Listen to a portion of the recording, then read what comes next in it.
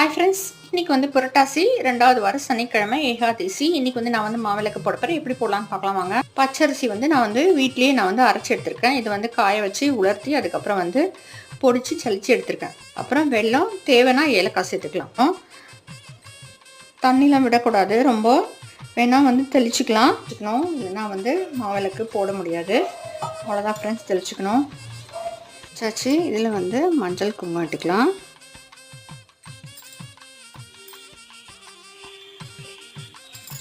நெய் விட்டு பஞ்சுத்திரி போட்டு அதுக்கப்புறம் பூவெல்லாம் வச்சு அப்புறம் துளசி வச்சுட்டு அப்புறம் வந்து வெற்றிலை பாக்கு பழம் வச்சுட்டு நம்ம பூஜை ரூமில் வந்து ஏற்றிடுவோம், விளக்கு ஏற்றிடுவோம். தீபத்தை ஏற்றியாச்சு.